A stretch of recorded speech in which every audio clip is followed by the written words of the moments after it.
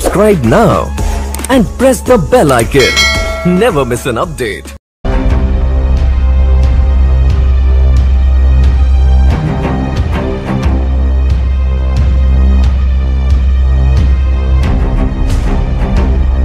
Welcome to ET unlimited. నవ్యాంధ్రప్రదేశ్లోని గుంటూరు జిల్లా Telugu Desam party ఉపాధ్యక్షులు లేపాక్షి రాష్ట్ర హస్తకళల అభివృద్ధి సంస్థ డైరెక్టర్ అయినటువంటి వట్టికోటి హర్షవర్ధన్ గారితో ప్రత్యేక ముఖాముఖి.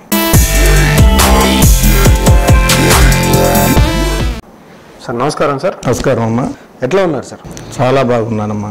ఈ డైరెక్టర్ పదవి నామినేటెడ్ పోస్ట్ చాలా రోజులు లేట్ అయింది. ఈ పదవి మీకు అనుకున్నంత మీ స్థాయికి మీరు చేసిన పార్టీ చేసిన సేవలకి అనుకున్నంత పదవి కాదని అంటారు. ఇది నిజమేనా? మీరు ఏమి ఎక్స్పెక్ట్ చేశారో ఏమొచ్చింది? నాకు ఈ లేపాక్షి హ్యాండీక్రాఫ్ట్స్ అనే పదవి చాలా సంతృప్తినిచ్చింది నాకు. ఎందుకంటే కారణం ఏంటంటే చంద్రబాబు గారు ప్రత్యేకంగా హర్షవర్ధన్కి ఈ పదవి అనేది చాలా బాగా అతనికి సూట్ అవుద్ది అనేది ఆ భావంతో నాకు ఇవ్వటం జరిగింది ఆయన. ఎందుకంటే బాబు గారితో నా ప్రయాణం అనేది దాదాపు నేను 30 సంవత్సరాలుగా నేను ఆయనతో ప్రయాణం చేయటం జరిగింది. ఈ ప్రయాణంలో నేను ఈ లేపాక్షి హ్యాండీక్రాఫ్ట్స్ అనేవి ఇంతకుముందు కూడా ఎంత ఖరీదైనా సరే నాకు ఆ బాబు గారి మీద ఉన్న ప్రేమతో వాటిని ఇవ్వటం చేస్తూ ఉండేవాడిని. అవి ఏంటంటే ఆయన మనసులో పెట్టుకున్నాడు.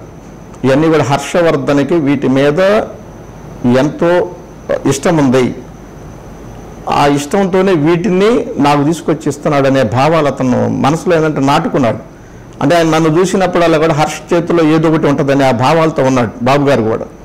దాంతో నేను కూడా ఏంటంటే నేను ఏదన్నా బొకే ఇస్తున్నా కూడా ఆయన ఇట్లా చూస్తాడు. ఆయన అంటే హర్ష బొకే ఇస్తున్నాడా లేకపోతే ఏదన్నా లేపాక్షి ఈ బొమ్మ ఇస్తున్నాడా అనేది చూస్తూ ఉంటాడు. ఈ గమనించి నేను ప్రతిసారి కూడా నేను ఈ హ్యాండీక్రాఫ్ట్స్కి సంబంధించిన బొమ్మ ఏదో ఒకటి కూడా అతనికి ఇవ్వటం జరుగుతూ ఉంది. దాంతో ఏంటంటే ఎప్పుడైతే ఈ రాష్ట్ర కమిటీలో మరి కార్పొరేషన్లో పదవులు వేయాల్సిన అవసరం వచ్చినప్పుడు పార్టీ పరంగా నా పేరు కూడా రాష్ట్ర కార్యాలయం నుంచి చంద్రబాబు గారి దగ్గరికి తీసుకెళ్ళటం జరిగింది. తీసుకెళ్తే ఆయన దాదాపు ఒక 20 పేర్లు తీసుకెళ్ళటం జరిగింది. ఎందుకంటే లేపాక్షి హ్యాండీక్రాఫ్ట్స్కి సంబంధించిన కార్పొరేషన్లో అంటే ఇది ఒక కులాలు కూడా దీంట్లో పరిగణలోకి తీసుకోవాలి కాబట్టి, సామాజిక వర్గాలు కూడా పరిగణలో తీసుకోవాలి కాబట్టి ఒక కాపుల్ని కార్పొరేషన్ కంటే దరిదాపుగా అతను నందమూరి తారక రామారావు గారు పార్టీ స్థాపించిన నాటి నుంచి ఈనాటి వరకు పనిచేస్తున్న మా కాపు కార్పొరేషన్ చైర్మన్గా వేసిన పాలిప్రసాద్ గారు అని చెప్పి ఆయన నియమించి వయసులో పెద్దవాడు, ఏజ్ ఉంది, మొదటి నుంచి పార్టీలో ఉన్నాడని చెప్పి అతనికి కార్పొరేషన్ చైర్మన్గా ఇచ్చి ఈ 20 మందిలో కూడా 4గురిని ఎంపిక చేయాల్సిన బాధ్యత చంద్రబాబు గారి మీద పడింది. ఈ 4గురు కూడా ఈ 20 మంది లిస్ట్ ఇవ్వడంతో చంద్రబాబు గారు కూడా ఈ లిస్టులోంచి 4గురిని ఎంపిక చేయడం జరిగింది. ఈ 4గురిలో కూడా ఎవరు? ఒకళ్ళేమో వేవర్స్ సెక్షన్ నుంచి రావాలి, ఒకళ్ళేమో ఆర్టిజం సెక్షన్ నుంచి రావాలి, 2 పాలిటిక్స్ నుంచి రావాలి. దాంట్లో వేవర్స్ నుంచి ఏమన్నా ప్రకాశం జిల్లా నుంచి ఒకళ్ళు, ఆర్టిజం నుంచి ఏమో కడప నుంచి ఒకళ్ళు, అట్లానే పొలిటికల్ నుంచి ఏమన్నా గుంటూరు జిల్లా నుంచి నేను, ఇంకొక అతను శ్రీకాకుళం నుంచి. ఈ 20 మందిలో కూడా మొదటి నుంచి పార్టీకి కమిట్మెంట్తో ఎవరైతే ఉంటారో ఆ కమిట్మెంట్తో ఉన్న వాళ్ళలో 4గురిని తీసుకోవడం జరిగింది. ఆ రోజు రాష్ట్ర పార్టీ మరి కార్యాలయ అంటే స్టేట్ మన వివి చౌదరి గారితో ఆ రోజు చంద్రబాబు నాయుడు గారు గన్నవరం నుంచి హైదరాబాద్ వెళ్ళే ఫ్లైట్లో ఈ చర్చ జరిగింది. అంటే కార్యక్రమాల కమిటీ చైర్మన్ గారు వివి చౌదరి గారు, తెలుగుదేశం పార్టీ జాతీయ కార్యక్రమాల కమిటీ చైర్మన్ గారు, వారితో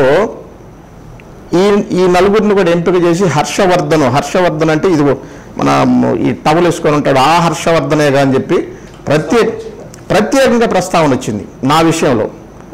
బాబు గారు ఈ హర్షవర్ధనే కదా అని చెప్పి ఆయన ప్రత్యేకంగా అడగటం.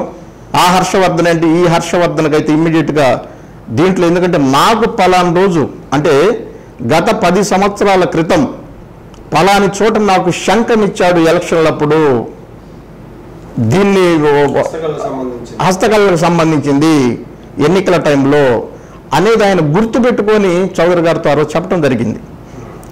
అంటే 10 సంవత్సరాల క్రితం ఇచ్చిన నేను ఏదైతే ఇచ్చానో దాన్ని మనసులో పెట్టుకొని నా పదవి వ్యవహారం వచ్చేసరికి ఆయన ప్రత్యేకంగా దాన్ని గుర్తు చేయడం అనేసరికి అంతకు మించిన నాకు ఆనందం ఏముంటుంది? కానీ కొంతమంది మీరంటే పార్టీలో ఎప్పుడో సీనియర్లు కాబట్టి మీ గురించి తెలిసిన వాళ్ళు ఎప్పటి నుంచో ఏం ఆశించుకున్న పార్టీ పనిచేశారంటారు. అట్లా అంటే కొంతమంది కొంతమంది కూడా వివి చౌదరి గారితో జాతీయ ప్రోగ్రామ్ కమిటీ చైర్మన్ ఆయనతో ఉన్న సాన్నిధ్యం కావచ్చు, బంధుత్వంలో కూడా ఈ పదవి దక్కిందని మీ మీద అంటూ ఉంటారు. దీనికి మీ సమాధానం? అది అవాస్తవం. దానికి కారణం ఏంటంటే నేను మీతో చెప్పాను, నేను 30 సంవత్సరాలుగా తెలుగుదేశం పార్టీ కోసం విపరీతంగా కష్టపడేవాడిని. నాకు రెండు తెలుసు. ఒకటి కుటుంబ నేపథ్యం, 2 రాజకీయం. రాజకీయంలో సర్వీస్ చేయాలి, సర్వీస్ చేసి గుర్తింపు తెచ్చుకోవాలనే ఆలోచన ఉంది, కానీ రాజకీయాల్లోకి వెళ్ళి సంపద సృష్టించుకోవాలనే ఆలోచన మాకు ఎప్పుడు కూడా లేదు. ఎందుకంటే నందమూరి తారక రామారావు గారితో నేను 1980 టైంలోనే నేను ఆయన కలవటం జరిగింది. నేను ఒక స్టూడెంట్గా 10th క్లాస్ చదువుతున్న రోజుల్లోనే టీ నగర్ మద్రాసు వెళ్ళి, ఎందుకంటే ఆయన సినిమాలు వాటి మీద ప్రేరేపితమై మేమందరం కూడా మా స్టూడెంట్స్ కొంతమంది మేము ఆ రోజు మద్రాసులో టీ నగర్ ఆయన ఇంటికి వెళ్ళి కలవటం జరిగింది. ఆ రోజు ఆయన ఆశీస్సులు కూడా మాకున్నాయి. ఆ రోజు మీరు ఎక్కడి నుంచి రావడం జరిగింది, ఏ జిల్లా నుంచి రావడం జరిగింది, ఎన్ని థియేటర్లు ఉంటాయి అక్కడ, ఏ పిక్చర్లు ఆడతాయి అంటే ఆ రోజు సినిమా రంగంలో ఉంటాడు. మీరు అంత అభిమానం చెందేవాళ్ళు కదా, మీరు ఆయన ఎప్పుడైనా కలిసారా? 1980లోనే కలిసా నేను. అంటే రాజకీయాలు దగ్గరగా వచ్చిన తర్వాత 1980లో రాజకీయం అనే ఆలోచన చేయని రోజే దరిదాపుగా ఈ రాష్ట్రంలో ఏదైతే 1982 మార్చి 29వ తారీఖు రోజున తెలుగుదేశం పార్టీ స్థాపించబడిందో, తెలుగుదేశం పార్టీ పెట్టినప్పుడు పార్టీలో చేరిన నాయకుల కంటే ముందే నేను నందమూరి తారక రామారావు గారిని కలవడం జరిగింది. అది కూడా 1980లో ఒక అభిమాని హోదాలో కలిసి. ఒక అభిమాని హోదాలో నేను ఒక స్టూడెంట్గా ఉన్నప్పుడు. అంటే నాకు అతని మీద ఒక ఇష్టం. ఆ ఇష్టం అనేది అంటే మనసులో మనం పెంచుకోవడంతో ఆ ఇష్టంతో నేను అతను కలవటం జరిగింది. అదే ఇష్టం, అదే అభిమానంతో ఇవాళకి తెలుగుదేశంలోనే కొనసాగుతున్నారు. ఇక్కడ నాకు తెలుగుదేశం తప్ప నాకు రెండోది తెలియదు అసలు. రెండోది ఆ రోజు నందమూరి తారక రామారావు గారు కూడా ఒకటే అన్నాడు, మీరు బాగా చదువుకోండి, బాగా కష్టపడి పైకి రండి, ఆ శ్రీకృష్ణ భగవానుడు మిమ్మల్ని చల్లగా చూస్తాడని చెప్పి ఆ రోజు మమ్మల్ని దీవించి పంపించడం జరిగింది. అందుకని ఈరోజు నా ఫేస్బుక్లో కూడా ఈరోజు కూడా నా మొదటి ఫోటో అదే ఉంటుంది. నందమూరి తారక రామారావు గారికి నేను కొబ్బరికాయ కొడతా, నేను ఆయనకు నమస్కారం చేస్తాను, నా మొదటి ఫోటోతో ఉంటుంది. తర్వాత చంద్రబాబు నాయుడు గారితో ఉంటుంది. ఈ ఇద్దరే నాకు, ఒకళ్ళు నందమూరి తారక రామారావు గారు, 2 చంద్రబాబు నాయుడు గారు. వాళ్ళతోనే జీవిత ప్రయాణం చేయాలనుకున్నాను.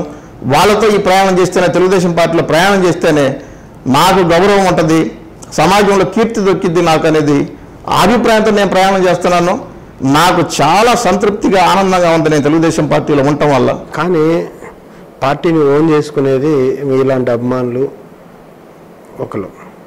కానీ రాజకీయాలకు వచ్చేసరికి వివిధ సామాజిక వర్గ ప్రజల్ని కలుపుకొని వెళ్ళడం జరుగుతుంది. కానీ ఇవాళ గుంటూరు, కృష్ణా జిల్లాల్లో చూస్తే మీ సామాజిక వర్గానికి సంబంధించిన నాయకులు ఎక్కువగా పాటుపడతా ఉన్నారు పార్టీ కోసం. కానీ గుర్తింపు, గౌరవం విషయంలో చంద్రబాబు నాయుడు గారు మీలాంటి వాళ్ళందరినీ, అంటే మిమ్మల్ని కాకుండా కొంతమందిని పక్కన పెడుతున్నారు అని అంటారు. అంటే ఇక్కడ మనం ఒకటి ఆలోచించాలి. మనం తెలుగుదేశం పార్టీ అనేది వ్యక్తులు బాగుపడటానికి కాదు ఇక్కడ పార్టీ పెట్టింది, రాష్ట్ర ప్రజలు బాగుండాలని. దానితో ఇక్కడ ఏ సామాజిక వర్గానికి మనం ప్రాధాన్యతనివ్వాలి, ఏ కులాలు, అణగారిన వర్గాలు, అట్టడుగునుండ వర్గాలని రాజకీయంగా వాళ్ళని బలోపేతం చేస్తే, ఆర్థికంగా వాళ్ళు స్థిరపడితే వాళ్ళ వల్ల మళ్ళీ పార్టీకి కూడా బలం చేకూరుతూ ఉంటుంది. ఇప్పుడు మా సామాజిక వర్గం అనేది ఏంటంటే ఆర్థికంగా కొంత బలంగా ఉంటుంది కాబట్టి మీరు తెలుగుదేశం పార్టీకి సర్వీస్ చేయండి. ఆ సర్వీసులో మనం ఎప్పుడైతే 10 మందికి మనం ఉపయోగపడతామో, ఆ 10 మందికి ఉపయోగపడ్డప్పుడు ఆ ప్రజల నుంచి వచ్చే స్పందన, అంటే వాళ్ళ నుంచి వచ్చే ప్రేమ అనేది మనకి ఎంత ఆనందాన్ని ఇచ్చిద్దో, దానికి మనం అందరం కూడా సంతృప్తి చెందే విధంగా మీరందరూ కూడా మనం ప్రయాణం చేయాలి. అదే విధంగా మీరందరూ కూడా అలవాటు చేసుకోండి. ఎందుకంటే వేరే సామాజిక వర్గాలను మనం గౌరవిద్దాం. తెలుగుదేశం పార్టీలో మనం సర్వీస్ చేస్తాం. సందర్భాన్ని బట్టి మీకు కూడా ఆ సందర్భం వచ్చినప్పుడు మీకు కూడా రాజకీయంగా పార్టీ పరంగా కావచ్చు, అటు నామినేట్ పదవుల పరంగా కావచ్చు, మీకు మంచి స్థితికి మిమ్మల్ని కూడా సందర్భం వచ్చినప్పుడు తీసుకెళ్తాను, మీరు ముందు సర్వీస్ మోటివ్ ఆలోచనలతో ఉండమని చెప్పి ఆయన చెప్పటం, దానికి మేమందరం కూడా అదే విధంగా పనిచేయటం జరుగుతాం. కానీ ఈసారి అధికారంలో లేనప్పుడు 10 సంవత్సరాలు త్యాగాలు చేశారు, పార్టీ కోసం ఖర్చు పెట్టారు, లేదా పార్టీని లీడ్ చేయడానికి ట్రై చేశారు. ఇలా ఎంతకాలం అనేది కొంతమంది వాదన, బాబు గారు మమ్మల్ని పట్టించుకోరు అనేది. అది పెద్ద అబద్ధం. అది అసలు బాబు గారు పట్టించుకోకపోవటం అనేది అది ఒట్టి మాట. దాదాపు నేను బాబు గారితో 100 సార్లు కలవటం జరిగింది. నేను చంద్రబాబు గారితో 100 సార్లు, 100 times. నేను వ్యక్తిగతంగా ఆయనతో ఫోటోలు కలవటం కాదు, ఆయనతో నేను ఫొటోస్ దిగటం అనేది. అంటే కలవటం ఎన్నోసార్లు ఎన్నో మీటింగ్లో కలిసి ఉంటాను. నేను 100 సార్లు నేను ఆయనతో ఫోటోలు దిగటం జరిగింది. కారణం ఏంటంటే ఆయన నాకేమనిపించింది అంటే ఆయన ఒక సీఎంగా నాకు అసలు ఎప్పుడు ఆ భావన వచ్చారు కదా, నాకు ఏనాడు రాలే. నాకు ఆయన నా కుటుంబంలో నా అన్నదమ్ముల్లో ఒక పెద్దవాడిగా అనే అభిప్రాయం నాకు ఉంటుంది ఎప్పుడు కూడా.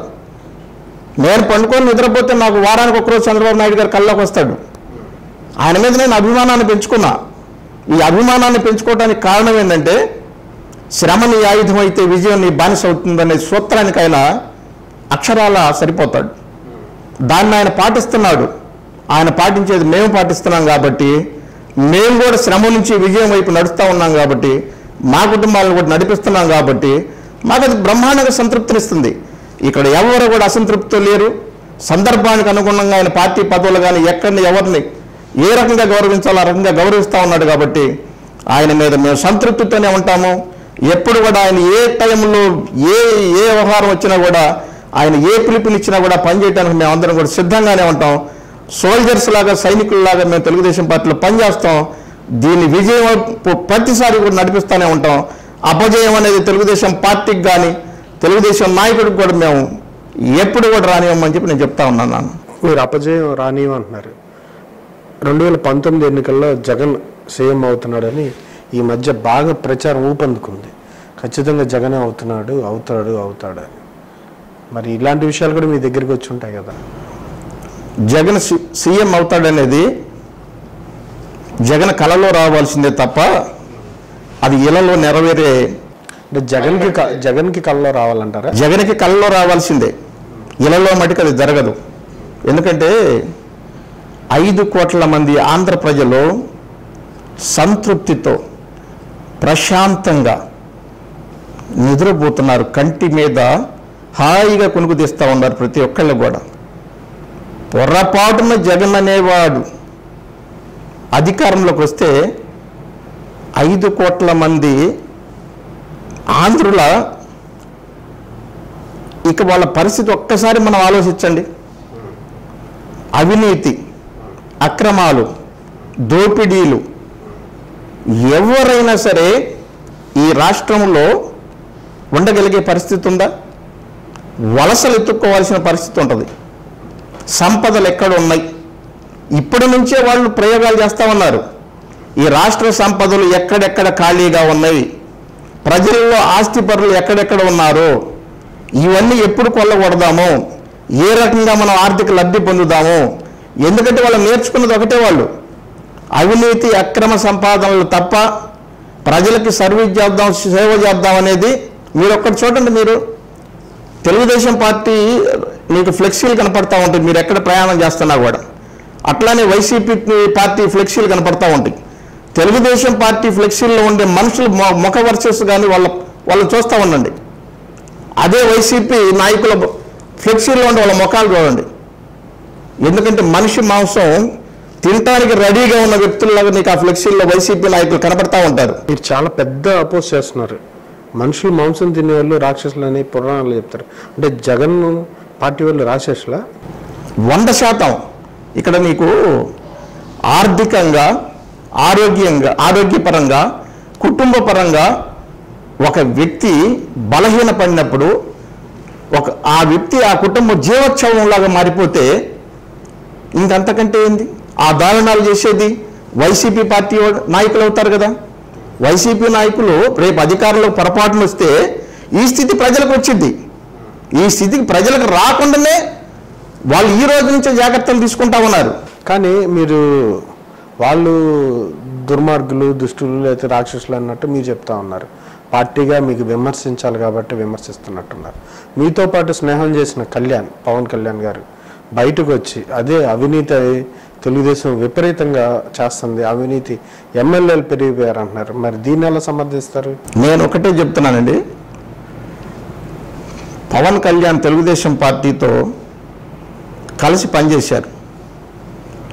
ఏ రోజు కూడా పవన్ కళ్యాణ్ని తెలుగుదేశం పార్టీ, మా నాయకుడు చంద్రబాబు గారు కావచ్చు, మా పార్టీ మంత్రులు కావచ్చు, శాసనసభ్యులు కావచ్చు, పార్లమెంట్ సభ్యులు కావచ్చు, ఎవ్వరు కూడా ఎప్పుడు కూడా తెలుగుదేశం పార్టీలో కలిసి పనిచేసినప్పుడు ఒక్క చిన్న విమర్శ కూడా చేసి ఉంటారు. ఒక్క చిన్న ఆయనకి ఏదైనా ఇబ్బంది తలపెట్టడానికి ప్రయత్నం చేసి ఉంటారు. ఆయన ఈ రాష్ట్రంలో ఎక్కడైనా ఏ ప్రజా సమస్యలు ఎక్కడున్నా మీరు తీసుకోండి, ఉద్దానంలో కిడ్నీ బాధితులు ఈ రకంగా ఉన్నారు, అక్కడ పరిస్థితులు ఇట్లా ఉన్నాయి, చెప్పింది తడవక ప్రభుత్వం వెంటనే స్పందించింది. చంద్రబాబు నాయుడు గారు వెంటనే స్పందించారు. అటువంటి పవన్ కళ్యాణ్ గారు ఎప్పుడు ఏ సమస్య పార్టీ దృష్టికి, ప్రభుత్వం దృష్టికి తీసుకొచ్చినా ఇమ్మీడియట్గా సమస్య పరిష్కారం చేస్తా వచ్చారు. ఇంతకాలం తెలుగుదేశానికి కనిపించలేదా? మరి అది ఈ ఉద్దానం సమస్య తెలుగుదేశానికి కనిపించలేదా? ఉద్దాన సమస్యని మనం పరిష్కారం చేస్తా ఉన్నాం. కొన్ని ఇక్కడ ఎట్లా ఉంటాయంటే, మన జీవితంలో మనం ప్రయాణం చేసేటప్పుడు, రాజకీయంగా మనం ప్రయాణం చేసేటప్పుడు ఎంతో ప్రజలకు సర్వీస్ చేస్తూ ఉన్నాం. ఈ ప్రయాణంలో చిన్న చిన్న పొరపాట్లు దొరుకుతూ ఉంటాయి. ఎవరైనా ఇప్పుడు మీ బోటి వాళ్ళు కూడా మీడియా పరంగా కూడా ఏదైనా సమస్య, ఇదిగో పలానా చోట సమస్య ఉందని చెప్పి మీడియాలో వచ్చినా కూడా ఇవాళ పార్టీ స్పందిస్తూ ఉంది. ఎందుకంటే సమస్య మా దృష్టికి, నాయకుడి దృష్టికి రానప్పుడు అటు ప్రజల నుంచి కానీ ఇటు మీడియా నుంచి కానీ ఏది వచ్చినా కూడా దాన్ని ఇమ్మీడియట్గా మనం దాన్ని తీసుకోవటం, దాన్ని వెంటనే పరిష్కారం చేయడం కూడా జరుగుతూ ఉంది. అంతేగాని ప్రభుత్వం అనేది ఎప్పుడు కూడా వైఫల్యం చెందే విధంగా అనేది ఏనాడూ లేదు. ప్రజలకు సర్వీస్ చేయాలి, ఎక్కడి నుంచి చిన్న సమస్య వచ్చినా సరే ఆ చిన్న సమస్యకి పెద్ద పరిష్కారం చేయాలనే ఆలోచనతో ఉంది తప్ప ఎక్కడైనా కూడా ఆ సమస్యను పక్కన పెడదామనే ఆలోచన ఎప్పుడు తెలుగుదేశం పార్టీ, తెలుగుదేశం ప్రభుత్వం ఎప్పుడు కూడా చేయలేదు. అంటే జనసేనతో పొత్తుకి మధ్య తెలుగుదేశం ప్రయత్నం చేసిందని, కానీ అది అంతగా సానుకూల ఫలితాలు రావట్లేదని అంటారు.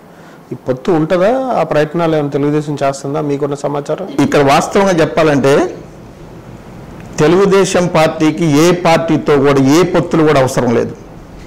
దానికి కారణం ఏంటంటే, ఈ రోజున ఈ ప్రపంచంలో ఏ దేశం కానీ ఏ రాష్ట్రం కానీ చేయనంత అభివృద్ధి తెలుగుదేశం పార్టీ, తెలుగుదేశం ప్రభుత్వం చేయటం జరిగింది. ఇవాళ ప్రజలకి ఇంత అభివృద్ధి కానీ ఇంత సంక్షేమం కానీ ఎక్కడ వరల్డ్ లెవెల్లో ఎక్కడా కూడా జరగలేదు. ఇవాళ 5 కోట్ల మంది ఎన్నికలు ఎప్పుడు వస్తాయా? ఇంకా 100 రోజుల్లో ఎన్నికలు రాబోతున్నాయి. 100 రోజుల్లో ఎన్నికలు ఎప్పుడు వస్తాయా? తెలుగుదేశం పార్టీ సింబల్కి ఓటేద్దామని చెప్పి రెడీగా ఉన్నారు. కాకపోతే ఇక్కడ ఒక్క విషయం చెప్తున్నా, నేను పార్టీకి ఇవాళ 5 కోట్ల మంది ప్రజలు మొత్తం మద్దతు ఇస్తా ఉంది. ఏదైతే అదే సమయంలో పవన్ కళ్యాణ్ గారికి మేము ఏ రకంగా కూడా వ్యతిరేకం లేవు.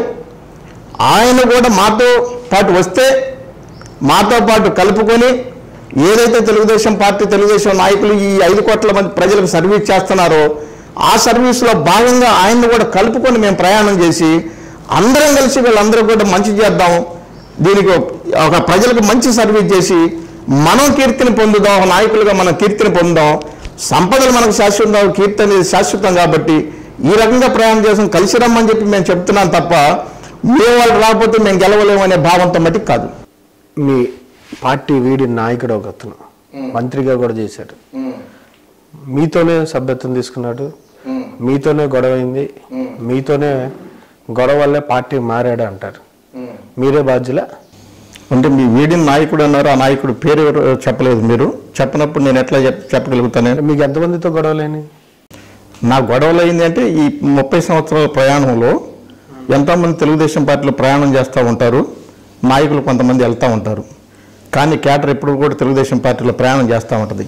మీరు వెళ్ళిపోయిన నాయకుల్లో ఏ నాయకుడి గురించి అడుగుతున్నారో నాకు తెలియదుగా. మంత్రిగా కూడా చేశారు, అదే మంత్రిగా కూడా చేసిన కూడా చాలా మంది వెళ్ళారు. రావెల్ కిషోర్ బాబు గారి గురించి మీరు అడిగారు కాబట్టి మీరు చెప్పింది వాస్తవం, మీరు అడిగింది కూడా వాస్తవం. ఎందుకంటే తెలుగుదేశం పార్టీలో కొన్ని సామాజిక వర్గాలకి, అంటే మేజర్గా కొద్దిగా అణగారిన వర్గాలు ఏవైతే ఉంటాయో వాళ్ళలో రాజకీయ చైతన్యం తీసుకొచ్చి ఆ వర్గ ప్రజలకి ఇటు రాజకీయంగా కావచ్చు, ఆర్థికంగా కావచ్చు సర్వీస్ చేయాలనే దాంతోనే ఈ రోజున ఇప్పుడు రావెల్ కిషోర్ బాబు గారు లాంటి వాళ్ళని కూడా తెలుగుదేశం పార్టీ మరి సీట్ ఇచ్చి ఆయన ప్రతిపాడు నియోజకవర్గం నుంచి గౌరవించడం జరిగింది. ఎందుకంటే ఇది రిజర్వేషన్కు సంబంధించిన నియోజకవర్గం కాబట్టి. ఆయనకు సీట్ ఇచ్చిన మరుక్షణం, అంతకుముందు ఎప్పుడు కూడా ఆయన తెలుగుదేశం పార్టీలో లేడు, తెలుగుదేశం పార్టీ కోసం ఏనాడు కూడా ఆయన పనిచేశారు. కానీ తెలుగుదేశం పార్టీ సీట్ ఇచ్చిందంటే తెలుగుదేశం పార్టీ కుటుంబ సభ్యుల్లో ఆయన ఒకటి కిందే తెలుగుదేశం పార్టీ కార్యకర్తలు మొత్తం కూడా కేటర్ కూడా భావిస్తూ ఉంటుంది. ఆయనకి సీట్ ఇచ్చిన మరుక్షణం, ఆయన బీఫామ్ తీసుకున్న మరుక్షణం ఆయన ట్రైన్ ఎక్కగానే ఆ ట్రైన్ నుంచి ఈ గుంటూరులో దిగి తెలుగుదేశం పార్టీ జిల్లా కార్యాలయానికి రమ్మంటం జరిగింది. ఆ రోజు నేను ప్రతిపాడు నియోజకవర్గానికి కన్వీనర్గా, కోఆర్డినేటర్గా నేను ఉండటం జరిగింది, పనిచేస్తూ ఉండటం జరిగింది. ఆయన రాష్ట్ర తెలుగుదేశం పార్టీ జిల్లా కార్యాలయానికి వచ్చిన తర్వాత నా చేతుల మీద నేను, మా మిర్చాడ్ చైర్మన్ మనోజ్ సుబ్బారావు గారు, ఇంకా మా జిల్లా ప్రధాన కార్యదర్శి లాల్ వజీర్ గారు, మా ముగ్గురు చేతుల మీదుగానే ఆయనకి తెలుగుదేశం పార్టీ సభ్యత్వం అప్పటికప్పుడు రాపించి సభ్యత్వం అందజేయటం కూడా జరిగింది. అదేవిధంగా తెలుగుదేశం పార్టీ నియోజకవర్గంలో ఉన్న కార్యకర్తలు కూడా, ఎందుకంటే ఎప్పుడు కూడా మైనస్, ఎందుకంటే ఇక్కడ రూరల్ మండలం అనేది 1,00,000 ఓట్లతో ఉంది. గుంటూరు రూరల్ మండలం దరిదాపుగా తదిమా 4 మండలాలు ఒక ఎత్తు అయితే రూరల్ మండలం ఒక ఎత్తు. ఇది ఒక మండలంలో 1,00,000 ఓట్లు ఉన్నాయి. ఇది కొద్దిగా సామాజిక వర్గాల క్రమంలో తెలుగుదేశం పార్టీ కొంత మైనస్గా ఉంటుంది. అటువంటి పరిస్థితుల్లో అందరం కూడా చాలా కష్టపడి పనిచేయటం జరిగింది. కష్టపడి పనిచేసి దాదాపు 7,500,000 మెజార్టీతో మేము రావెల్ కిషోర్ బాబు గారిని గెలిపించడం జరిగింది. ఎందుకంటే మా కుటుంబంలో ఆయన కూడా ఒక సభ్యుడిగా మేము భావించాం. తర్వాత అనూహ్యంగా బాబు గారు కూడా, చంద్రబాబు నాయుడు గారు కూడా మరి తెలుగుదేశం పార్టీ అధికారంలో రావటం, ఆ రోజు బాబు గారు కూడా ఈయన చదువుకొని ఉన్నాడు. ఇంతకుముందు ఢిల్లీలో బాలయోగి గారి దగ్గర వైఎస్డీగా పనిచేసి ఉన్నారు కాబట్టి ఇవాళ ఢిల్లీ నుంచి మనకి కొంత నిధులు కూడా మనం సమకూర్చుకోవాల్సిన అవసరం ఉంది. ఢిల్లీ నాయకులతో కానీ ఢిల్లీ అధికారులతో కూడా కొంత సంబంధం ఉన్న వ్యక్తులైతే మనకు బాగుంటుందనే ఉద్దేశంతో ఆ రోజు రావెల్ కిషోర్ బాబు గారికి మంత్రి పదవి ఇవ్వటం జరిగింది. మంత్రి పదవి ఇచ్చాం. 2.5 సంవత్సరాల పాటు మరి నియోజకవర్గంలో దాదాపుగా సమస్యలన్నిటి పరిష్కారం చేయడంలో కూడా ముందున్నాడు. దాంట్లో మేము ఎక్కడ కూడా విభేదించాం. నియోజకవర్గ అభివృద్ధిలో మట్టికి ఆయన ముందున్నాడు, దాన్ని మేము ఎక్కడా విభేదించాం. కానీ పార్టీ క్యాడర్ విషయంలో మట్టికి, పార్టీ పరంగా మట్టికి ఆయనకి పార్టీకి దూరం పెరిగిన మాట వాస్తవం. ఆయనకి పార్టీకి పార్టీ క్యాడర్కి దూరం పెరిగింది. ఆ దూరం పెరిగిన క్రమంలో ఇదిగో ఇట్లా ఈ రకంగా అయితే కనుక నీకు భవిష్యత్తులో నాయకత్వం కష్టమైద్ది, భవిష్యత్తులో ఇంకా తెలుగుదేశం పార్టీలో మీరు ఇంకా ముందుకెళ్లాలంటే ఇదిగో ఈ క్యాడర్ మొత్తాన్ని ఈ గ్రామాల్లో, ఈ మండలాల్లో వీళ్ళ కలుపుకొని పార్టీకి మొదటి నుంచి పనిచేసేవాళ్ళు, కమిట్మెంట్తో పనిచేసేవాళ్ళు, నాయకత్వ పరంగా స్ట్రాంగ్గా ఉన్నారు కాబట్టి వీళ్ళ మనం ప్రోత్సహిస్తా పోవాలనేది కొంత చర్చలు జరుగుతూ ఉన్నాయి. ఆ చర్చల క్రమంలో మా ఇద్దరి మధ్య కూడా విభేదాలు రావడం జరిగింది. ఆ విభేదాలు ఏంటంటే ఆయన కూడా అప్పటికే తెలుగుదేశం పార్టీకి మానసికంగా ఆయన కొంత దూరం అయి ఉన్నాడు. పిల్లడు విషయం ఇక రకరకాల సమస్యలు, అతని వ్యక్తిగత సమస్యలు కావచ్చు, ఇటు పార్టీలో మరి ఆయన అనుకొని ఇంకా ఏదో అనుకొని ఇంకా ఆయన ఊహించిన దానికంటే ఇంకా ఎక్కువ జరగాలనే ఆలోచనలు ఉండొచ్చు.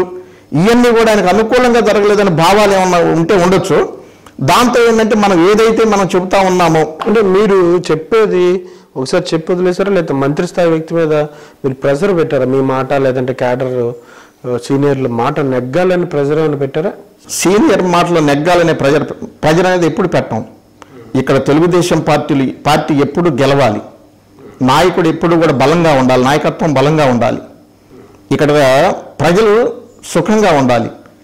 ఈ తప్ప రెండోది అనేది ఎప్పుడు కూడా తెలుగుదేశం పార్టీ మా నాయకత్వం ఎప్పుడు కూడా ఆలోచించడం అనేది జరగదు. మిమ్మల్ని పర్సనల్గా ఇన్వైట్ చేసి మీ మీద ఒక దాడికి వ్యూహం రచించి అది కాస్త పెరిగి పెద్ద మీరు అలర్ట్ అయ్యారని చెప్తారు. అసలు ఏం జరిగింది ఆ రోజు? అంటే ఇక్కడ మా ఇద్దరి మధ్య గ్యాప్ వచ్చిన మాట వాస్తవం. ఎందుకంటే ఇక్కడ మండలాలలో ఆ మండలాలకు సంబంధించిన గ్రామ అధ్యక్షులను మనం రేపు ఎన్నికలకి పటిష్టమైన నాయకత్వాన్ని మనం ఏర్పాటు చేసుకోవాల్సిన అవసరం ఉంది అక్కడ. అయితే మేము ఏంటంటే ఇంతకుముందు కూడా అధికారంలో లేనప్పుడు 10 సంవత్సరాల కాలంలో కూడా పటిష్టమైన నాయకత్వాన్ని మనం ఏర్పాటు చేసుకున్నాం కాబట్టి మేము అధికారంలో రావడం జరిగింది. ఇక్కడ ఏదైతే ఈ నాయకత్వాన్ని పక్కన పెట్టి కొత్తగా పార్టీలోకి వచ్చిన వాళ్ళు లేకపోతే ఆయనకు అనుకూలంగా ఉన్న మనుషులను మళ్ళా అక్కడ ఆ గ్రామాల్లో గనక ఆ గ్రామ అధ్యక్షులుగా అటువంటి కమిటీలో నియమిస్తే రేపు పార్టీ భవిష్యత్తుకు ఇబ్బంది అయిద్దనే ఉద్దేశంతో దాన్ని వ్యతిరేకించి మీరు వాళ్ళని అట్లా నియమించడానికి వీల్లేదు. ఇదిగో పార్టీలో దాదాపు 20 సంవత్సరాలుగా పార్టీ ఇదిగో ఈ కేడర్ పనిచేస్తూ ఉంది, ఇదిగో ఈ సామాజిక వర్గాలు అక్కడ బలంగా ఉన్నాయి, ఆ సామాజిక వర్గాలకు సంబంధించి ఇదిగో ఈ నాయకత్వం అయితే అక్కడ బాగా పనిచేస్తుంది, భవిష్యత్తులో మళ్ళీ మీరు నుంచున్నా కూడా గెలుపు అనేది మనకు ఈజీగా ఉంటుంది కాబట్టి, ఎందుకంటే కష్టం లేకుండా విజయం అనేది సాధించడానికి వీలైంది కాబట్టి మనం ఇట్లా ప్రయాణం చేయాలని చెప్పాం. దాంతో ఏంటంటే నేను నాకు వ్యతిరేకంగా మాట్లాడతాడు, నేను చెప్పిన దాన్ని రిసీవ్ చేసుకోవట్లేదని భావంతో ఆయన ఏం చేశాడంటే మాకు గ్యాప్ అనేది పెంచేశాడు. ఇది పార్టీకి అధికారం నాకు మంత్రి గారి మధ్య గ్యాప్ పెరిగిపోయింది. ఎందుకంటే నేను చెప్పింది ఆయన వినకుండా ఆయన ఏదైతే అనుకుంటున్నాడు దాన్ని నెగ్గించుకోవాలనే పంతంతో ఆయన ముందుకెళ్ళాడు. అలా అంటే మీరు కొన్ని రోజులు వేచి చూశా. తర్వాత ఒక రోజు అనుకోకుండా ఏంటంటే నన్ను మా మిర్చాడ్ చైర్మన్ మనోజ్ సుబ్బారావు గారిని మీతో మాట్లాడాలి, అసలు భవిష్యత్తు ఏంది, అసలు ఇక్కడ ఏం చేయాలనేది మాట్లాడాలి, ఒకసారి రామని చెప్పి మా అమ్మ కబురు పంపించడం జరిగింది. దాంతో మేము మంత్రి గారి కార్యాలయానికి, మంత్రి గారి ఇంటికే ఇల్లే కార్యాలయం, ఆఫీసు కూడా ఇంట్లోనే ఉండేది, కార్యాలయానికి వెళ్ళటం మేము. దాంట్లో లోన నేను మనోజ్ సుబ్బారావు గారు మంత్రి గారు ముగ్గురు ఆ రోజు అక్కడ కూర్చోవటం, రావెల కిషోర్ బాబు గారు ముగ్గురు కూర్చోవటం, ఆ కూర్చున్న విషయాల్లో దీని మీద చర్చ జరిగిందంటే కూడా ఇదే గట్టిపట్టు పెట్టాను నేను. నా వ్యక్తిగతంగా నాకు వచ్చే లాభం లేదు, పార్టీకి వచ్చే లాభం, ఆ పార్టీకి వచ్చే లాభం మళ్ళీ అదే కమిటీల గురించి మాట్లాడారా? అదే కమిటీల గురించి మాట్లాడా. నాకు వ్యక్తిగతంగా వచ్చే లాభం లేదు, ఇది పార్టీకి లాభం వచ్చింది, పార్టీకి లాభం వస్తే అది మీకు లాభం అయింది, మీ భవిష్యత్తుకు బ్రహ్మాండంగా ఉంటుంది, అది ఇంకా తెలుగుదేశం పార్టీలో మీకు ఉజ్వలమైన భవిష్యత్తు ఉంటుందని చెప్పి నేను చెప్పడం జరిగింది. దాని సమస్య లేదు, నేను చెప్పిన వాళ్ళు ఉండాలని చెప్పి దాని మీద ఇద్దరి మధ్య కొద్దిగా వాదన జరిగి దాంతో ఆయన ఫోన్ తీసుకొని ఆ ఫోన్లో కొంతమందికి ఫోన్లు చేసి అంటే నాకు పిలిపించడం జరిగింది. అక్కడికి మనుషులు అతనికి సంబంధించిన కార్యకర్తలని అతను అనుచరులు అనుకుంటున్న కార్యకర్తలను అతను పిలిపించడం జరిగింది. వెంటనే నేను ఇక్కడేదో నాకు ఇబ్బంది జరిగిద్ది అనేది నా సెన్స్ అనేది గ్రహించి నేను కూడా నాకు సంబంధించిన నా అనుచరులకు కూడా నేను ఫోన్ చేయడం జరిగింది. ఏదైతే పార్టీ క్యాడర్ ఉంటుందో, ఏది పార్టీని నమ్ముకొని ప్రయాణం చేస్తూ ఉంటుందో, పార్టీలో గట్టిగా నేనైతే నన్ను నాయకుడిగా నమ్మి ఎవరైతే ఉన్నారో నేను కూడా వాళ్ళకి ఫోన్ చేయడం జరిగింది. వాళ్ళందరూ కూడా దరిదాపుగా ఆ రోజు 500 మంది కార్యకర్తలు మొత్తం కూడా ఒక గంటలో రాత్రిపూట దాదాపు 9-10 టైంలో 500 మంది కార్యకర్తలు అక్కడ ఒక గంటలో రావటం జరిగింది. వాన ఘర్షణ జరిగింది, దాదాపు ఒక 20 మంది పైకి రావటం, మా కార్యకర్తలకి వాళ్ళు ఒక 100 కార్యకర్తల ఘర్షణ జరిగిన మాట వాస్తవం, కొద్దిగా గట్టిగానే ఘర్షణ జరిగింది. ఆ ఘర్షణ తర్వాత పోలీసులు రావటం ఎంత కూడా ఘర్షణ ఎవరిది పరిచయం అయిందనే దానికంటే కూడా ఇప్పుడు కూడా కార్యకర్తలతో విజయం అయింది. అంటే అంత వ్యక్తిగతంగా మీ మీద మనుషులు పిలిపించి దాడి చేయించాలని అంత కక్షంగా ఎందుకు కట్టాడు? కక్ష అనేది నేను అనుకున్నది ఇక్కడ విషయం ఏంటంటే, ఇక్కడ పార్టీ ప్రయాణం అనేది సాఫీగా నచ్చి వెళ్తూ ఉండాలి, వ్యక్తిగత ప్రయాణం అనే దానికి తావులేదు ఇక్కడ. ఎందుకంటే పార్టీ ప్రయోజనాలు ముఖ్యమేడా, వ్యక్తిగత ప్రయోజనాలు ముఖ్యం కాదు. వ్యక్తిగత ప్రయోజనాలకు మేము అడ్డుకట్టేశాం కాబట్టి, వ్యక్తిగత ప్రయోజనాలు కాదు ఇది తెలుగుదేశం పార్టీ. మనకు ఒక మంత్రి పదవిని ఇచ్చి మన తెలుగు అధ్యక్షుడు చంద్రబాబు నాయుడు గారు ముఖ్యమంత్రి వర్యులు మన గౌరవించింది. ప్రజల సంక్షేమం, ప్రజల అభివృద్ధి, ఏదైతే తెలుగుదేశం పార్టీకి సైనికుల్లాగా పనిచేస్తున్నారో తెలుగుదేశం పార్టీ కార్యకర్తలు, వాళ్ళ కాపాడుకోవటానికి మనకి అవకాశం ఇచ్చింది. మనం ఎవరో తెలియదు, అటువంటి పరిస్థితులు అవకాశం ఇచ్చినప్పుడు దాన్ని మనం సద్వినియోగం చేసుకోవాలి. ఆ సద్వినియోగం చేసుకునే దాంట్లో ఆయన విభేదించాడు కాబట్టి నేను విభేదించా తప్ప తెలుగుదేశం పార్టీని ముందుకు నడపాలని, క్యాడర్ ఎక్కడ దెబ్బతినకూడదని. దాని తర్వాత ఆ ఇష్యూ తర్వాతే ఒక 15 రోజులకే పార్టీ వీడి వెళ్ళిపోవడం, అవమానంగా వెళ్ళిపోయాడా లేకపోతే ఆల్రెడీ ప్లాన్డా ఆయన వెళ్ళడం, లేకపోతే మీతో గొడవ పెట్టుకోవడమే కారణం? నేను చెప్పింది కూడా అదే, ఆయన నా మీద గొడవ పెట్టుకోవటం కూడా ఆయన అప్పటికే మనసులో రకరకాల వ్యూహాత్మకమైన ఆలోచనలు, సొంత ఆలోచనలు చేసుకుంటా ఉన్నాడు. వేరే వేరే పార్టీలు వేరే వేరే వాళ్ళ అవి ప్రేరేపితం చేస్తూ ఉన్నాయి. వాళ్ళ యొక్క ఆ ప్రభావాలు వేరే పార్టీలు వాళ్ళ ఆ నాయకులు ఇతనితో సంభాషణలు కానీ ఏదైనా అవి ప్రేరేపితం బలంగా చేస్తూ ఉన్నాయి. ఆ బలమైన ఇది చేసేటప్పుడు ఆయన ఏం చేస్తున్నాడు, అతనికి అనుకూలమైన మనుషుల్ని ఈ నియోజకవర్గంలో పెట్టుకుంటే భవిష్యత్తులో రేపు ఏ పార్టీలో నేనున్నా నాకు నేను పెట్టుకున్న క్యాడర్ నాకు ఉపయోగపడుద్ది అనే భావంతో ఆయన ప్రయాణం చేశాడు. నేనేం చేశాను, నాకు తెలుగుదేశం పార్టీ క్యాడర్ని కనుక నేను పెడితే, ఎందుకంటే నాకు కొంత సందేహం ఉంది కాబట్టి వాళ్ళని పెడితే పార్టీకి ఇబ్బంది అని, పార్టీ క్యాడర్ని కనుక పెడితే రేపు రాబోయే ఎన్నికల్లో పార్టీకి లాభం చేకూరాలని చెప్పి నేను ప్రయాణం చేశాను. అందుకని చెప్పి ఆయన ఏం చేశారంటే ఇక్కడ ఎటుకూడి ఇక్కడ వాతావరణం ఇట్లా ఉంది కాబట్టి ఆయన ఆలోచనలు అట్లా ఉన్నాయి కాబట్టి అప్పటికే ఎన్నో సభలు సమావేశాలు అయ్యి ఎవరినో తీసుకురావటం పెట్టడం ఇవన్నీ చేశాడు. ఆల్రెడీ ఆయన మనసు వేరే వేరే ఆలోచనలతో ఉంది. అంటే ఈ తెలుగుదేశం పార్టీని వేడాలనే ఆలోచన అప్పటికే కలిగి ఉంటుంది. కలిగి లేకపోతే క్యాడర్ ఏదైతే చెప్తుందో దాన్ని అవలంబించాలి ఆలోచించాలనేది ఉంటుంది.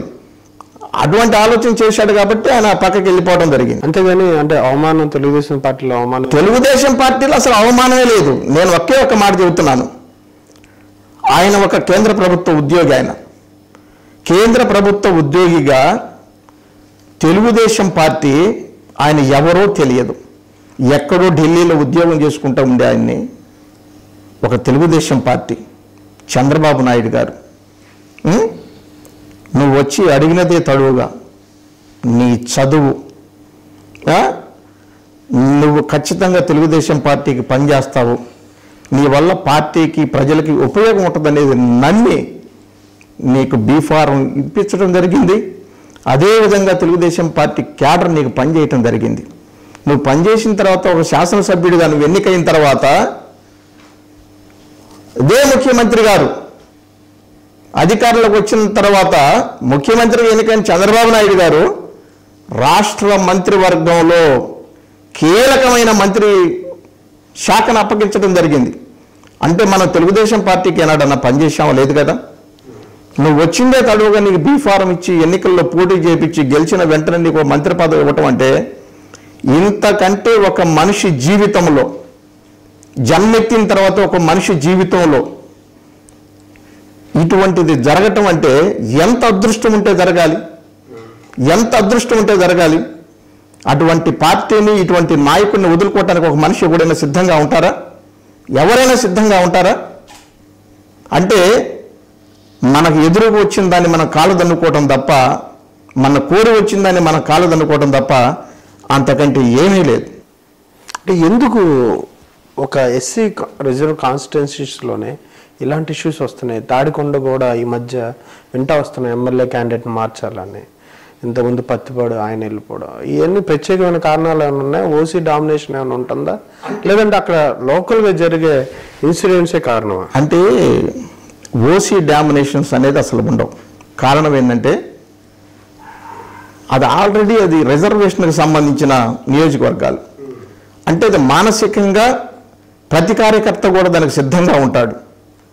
ఇక్కడ ఎవరు వచ్చినా ఎవరికి సీట్ ఇచ్చినా వాళ్ళ కోసం మనం పనిచేయాలి, వాళ్ళకి అండదండలుగా ఉండాలి, ఆయన మనం గెలిపించుకోవాలి, ఈ నియోజకవర్గానికి అభివృద్ధి జరిగేటట్టుగా మన ప్రయాణం ఉండాలి ఆయనతో పాటు అనేది ఆలోచిస్తారు తప్ప వచ్చిన తర్వాత ఆయన గెలిపించుకొని వీళ్ళే ఇళ్ళ నాయకత్వంలోనే కష్టపడి పనిచేసి ఆర్థికంగా అవసరమైతే వనరులు ఖర్చు పెట్టి ఒక నాయకుడిగా ఆయన సృష్టించుకొని మళ్ళీ ఆయన్నే వీళ్ళు ఇబ్బంది పెడతారనేది మటుకి అది అబద్ధం అంటారు. అది అబద్ధం ప్రచారం. ఇది ఎప్పుడూ లేని విధంగా దేశంలో ఎక్కడ జరగని విధంగా 35 వేల చిలుకు ఎకరాలు రైతులు పోలింగ్ విధానంలో ఇచ్చారు. ఇది సక్రమంగానే వినియోగించుకున్నారా చంద్రబాబు నాయుడు గారు? ఇది నభూతో నభవిష్యతి అన్న రీతిన ఈ ప్రపంచంలో ప్రజలు ఎక్కడైనా ఏ దేశంలో కానీ ఎక్కడైనా సరే ఒక వ్యక్తిని నమ్మటం అంటే అది ఒక్క ఆంధ్రప్రదేశే దానికి నిదర్శనం. ఆ రోజు ఇక్కడ రాజధాని నిర్మిద్దామని చెప్పి ఆలోచన చేయటంతోనే ఒకే ఒక్క పిలుపు, రాజధాని నిర్మాణం ఇక్కడ చేద్దాం. ఇదిగో ఈ రాజధాని నిర్మాణానికి దాదాపు 35,000 ఎకరాలు భూమి అవసరమైందని చెప్పి ఎప్పుడైతే చంద్రబాబు నాయుడు గారు పిలుపునిచ్చారో ఒక్క మాట ఎవరు కూడా మాట్లాడాల. ఎందుకంటే ఇక్కడ ఒక్కటే మనం ఆలోచించాలి. ఇప్పుడు మన విలేజ్ల్లో ఎన్నో చోట్ల చూస్తూ ఉంటాం పొలమ గట్లు కాడ తగువులు. ఈ గట్లు కాడ తగువులు ఎంత తీవ్ర స్థాయికో వెళ్ళిపోతూ ఉంటాయి. అవి కుటుంబాల మధ్య తగు, అన్నదమ్ముల మధ్య తగు, తరతరాలకి బంధాల మధ్య ఆ బంధాలన్నీ విడిపోయి ఆ భేదాభిప్రాయంతో బ్రతుకుతూ ఉంటారు. కానీ ఇక్కడేం జరిగింది? 35,000 ఎకరాలు వారసత్వంగా తరతరాల నుంచి ఆ భూమిని నమ్ముకొని వస్తున్న రైతులు చంద్రబాబు నాయుడు గారు అడిగింది తడుగా భూములు ఇవ్వటానికి సిద్ధపడ్డారు. అంటే ఇక్కడేంది? కుటుంబ సభ్యుల కంటే కూడా మిన్నగా ఆయన లెక్కేసుకున్నారు. ఆ లెక్కేసుకున్న విధానం మీరు చెప్పిన దానికి మేము అంగీకరించిన ఎంతవరకు సద్వినియోగం చేశారు? అంటే నిర్మాణాలు ఇంకా ఇటుగా పేర్చలేదని జగన్ చెప్తా ఉన్నారు. కానీ కోర్టు, హైకోర్టు లేదంటే సచివాలయానికి సంబంధించి పెద్ద పనులు ఏదో స్టార్ట్ చేస్తున్నట్టుగా ఈ మధ్య వార్తలు వచ్చినాయి. ఏమి నిర్మాణాలు ఎంతవరకు వచ్చినాయి? నేను ఒక్క మాట చెప్తానండి. మీరు ఒక ఇంటి నిర్మాణం చేపట్టారు, దానికి ఎంత సమయం పడుతుంది? 1.5 సంవత్సరంన్నర కాలం పడుతుంది ఆ ఇల్లు నిర్మాణం పూర్తయ్యేసరికి. నువ్వు అనుకున్న హంగులన్నీ ఆ ఇంటికి వచ్చేసరికి 1.5 సంవత్సరంన్నర కాలం పడుతుంది. నువ్వు ఒక ఇంటి నిర్మాణం, నీ సొంత ఇల్లు నిర్మాణం పూర్తి చేసుకోవటానికి 4.5 సంవత్సరాలలో ఈ ప్రపంచంలో ఈ బాధ్యత గనక ఇంకొకరికి గనక ఇచ్చుంటే, ఇప్పుడు చంద్రబాబు నాయుడు గారు చేసినది ఎవరైనా చేయగలిగేవారా? ఈ రోజున మీరు తీసుకోండి, శాసనసభ కావచ్చు, శాసన మండలి కావచ్చు, హైకోర్టు కావచ్చు, హైకోర్టు జడ్జిల భవనాలు కావచ్చు, ఎమ్మెల్యే క్వార్టర్స్ కావచ్చు, ఎమ్మెల్సీ క్వార్టర్స్ కావచ్చు, అనేక రకాల ఉద్యోగ సంఘాలకు కావచ్చు. ఈ రోజున ఎన్ని నిర్మాణాలు అక్కడ జరుగుతూ ఉన్నాయి. రోడ్లు చూడండి, ఈరోజు ఎంత అద్భుతంగా రోడ్ల నిర్మాణం జరుగుతూ ఉంది. ఈరోజు రాజధాని నిర్మాణమే కాకుండా పట్టిసీమ నిర్మాణం, పోలవరం నిర్మాణం, ఎత్తిపోతల పురుషోత్తం పట్నం లాంటి ఎత్తిపోతల పథకాలు, ఈరోజు నదుల అనుసంధానం, ఎక్కడెక్కడున్నా కూడా నదులు అనుసంధానం జరుపుతున్నా అంటే ఒక్క అపర భగీరథుడైన నారా చంద్రబాబు నాయుడు గారి వల్లే ఈ రాజధాని నిర్మాణం కావచ్చు, ప్రాజెక్టుల నిర్మాణం కావచ్చు, ఈ రాష్ట్ర భవిష్యత్తు, రాష్ట్ర ప్రజల భవిష్యత్తును చక్కదిద్దే పని ఒక్క చంద్రబాబు నాయుడు గారు తప్ప ఎవరి వల్ల కాదు. ఇంకొకళ్ళని ఊహించినా కూడా ఊహల్లో కూడా ఇంకో మనిషి అనేవాడు కనపడడు. అంటే ఓటు రాజకీయం కోసమే పెన్షన్ 2,000 పెన్షన్ పెంచడం, లేదా డ్వాక్రా గ్రూపులకి పెట్టుబడి నిమిత్తం డబ్బులు ఇవ్వడం, ఇవన్నీ ఓటు రాజకీయాలేనా? ఓటు రాజకీయాలు తెలుగుదేశం పార్టీ ఎప్పుడు కూడా ఓటు రాజకీయాలు చేయాలనే ఆలోచన చేయదు. ఇక్కడ చేసేది ఏంటంటే ప్రజల భవిష్యత్తు, పేదల భవిష్యత్తు. ఎందుకంటే తెలుగుదేశం పార్టీయే పేదల పార్టీ, తెలుగుదేశం పార్టీయే బీసీల పార్టీ. అసలు తెలుగుదేశం పార్టీ పెట్టిందే మీరు చూశారో లేదో, గమనించారో లేదో నాకైతే తెలియదు. మీరు తెలుగుదేశం పార్టీ జెండా చూడండి, జెండా గుర్తులు, జెండా రంగే పసుపులో ఉంటుంది. పసుపు దేనికి గుర్తు? శుభానికి గుర్తు. ఏ సమస్య వచ్చినా కూడా ఆ పసుపు జెండా తెచ్చగలదనే నమ్మకం. దాంట్లో 3 గుర్తులు ఉంటాయి. ఒకటి చక్రం, ఒకటి నాగలి, 3 పూరి గుడిచె. చక్రం దేన్ని సూచిస్తుంది? ఒక కార్మికుడిని సూచిస్తుంది. కార్మికులకు తెలుగుదేశం పార్టీ అండగా ఉంటుంది. నేనున్నానని చెప్పి ఆ రోజు నందమూరి తారక రామారావు గారు చెప్పారు. ఈరోజు చంద్రబాబు నాయుడు గారు భరోసా ఇస్తున్నారు. 2 రైతు కర్షకుడు, ఈ దేశానికి రైతు వెన్నుముక. రైతుని తెలుగుదేశం పార్టీ ప్రభుత్వం వెన్నుదన్నుగా నిలబడతా ఉంది, రైతుకు వెన్నుపోసలాగా నిలబడతా ఉంది, రైతు అభివృద్ధి ధ్యేయంగా పనిచేస్తూ ఉంది. దానికి కారణం ఈరోజు మీ కంటికి కనపడతా ఉంది. ప్రాజెక్టుల నిర్మాణం కావచ్చు, 16,000 లోటు బడ్జెట్లో ఉన్నా కూడా రైతు రుణమాఫీ చేశాం. దీనికి అది కారణం. 3 పూరి గుడిసె. ఎందుకంటే మీరు అడిగిన దానికి సమాధానం పూరి గుడిసె. పేదరికం లేని సమాజాన్ని తీసుకురావాలి, పేదరికం లేని రాష్ట్రంగా దీన్ని తీర్చిదిద్దాలని ఆ రోజు జెండా రూపకల్పన చేయడం జరిగింది. దానిలో భాగంగానే ఈరోజు ఎక్కడైనా సరే అనాథలుగా, ఎందుకంటే వారికి పుట్టిన పిల్లలు వాళ్ళను చూసినా చూడకపోయినా వాళ్ళకి భద్రత ఉంటుందో లేదో అని లక్షలాది ఇళ్ళు, దాదాపు 12 లక్షలు 9 లక్షలు అయిపోయినాయి. 12 లక్షల ఇళ్ల నిర్మాణం జరుగుతూ ఉంది. ఈరోజు ఎక్కడికి బహిర్భూమికి వెళ్ళాలంటే బయటకు ఎక్కడికి వెళ్ళాల్సిన పరిస్థితి. ఇంటింటికి మరుగుదొడ్ల నిర్మాణం జరిగింది. ఎక్కడ పెట్టినా కూడా సీసీ రోడ్ల నిర్మాణం జరిగింది. ఈరోజు మీరు 1000కి 2000 ఎందుకు చేశాం? వృద్ధాప్యంలో అండగా నేను ఒక్కటే చెప్పి ఇందాక నేను పెద్ద కొడుకు అని తెలుగుదేశం పార్టీ ఏ రోజు ఎలక్షనీర్ అని కాదు, మొదటి నుంచి కూడా తెలుగుదేశం పార్టీ మీరు కూడా గమనించండి. అదే ఈ ఎలక్షన్ ఇయర్ ఎందుకు ఇప్పుడు ఎలక్షన్ ఇయర్ ఎందుకు చేశారు? 200 పెన్షన్ 1000 రూపాయలు చేయడం జరిగింది. వృద్ధులకి 200, వికలాంగులకు 1500 చేయడం జరిగింది. ఆ రోజు 200 నుంచి 1000కి చేశాం.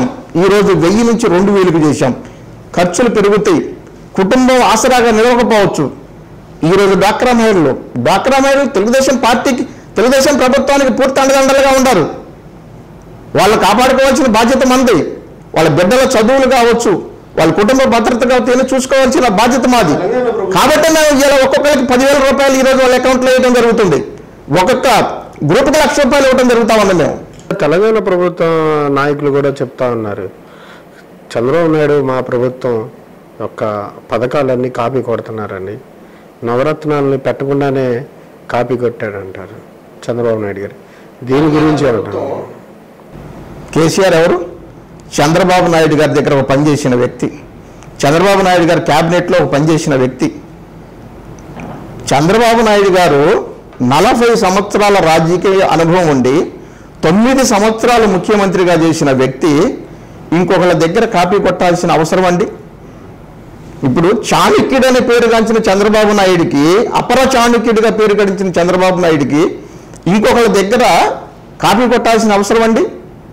మేము చేసే ప్రతి అభివృద్ధి కావచ్చు, ప్రతి సంక్షేమం కావచ్చు, ఏదైనా ప్రతి పని కూడా వాళ్ళు ఎట్లా చేయగలుగుతున్నాడు? ఒట్టి చేతులతో పోయాడు కదా. మనం 16,000 కోట్ల మిగులు బడ్జెట్తో తెలంగాణ ప్రభుత్వం ఉంది, కానీ ఇక్కడ లోటు బడ్జెట్తో ఉంది.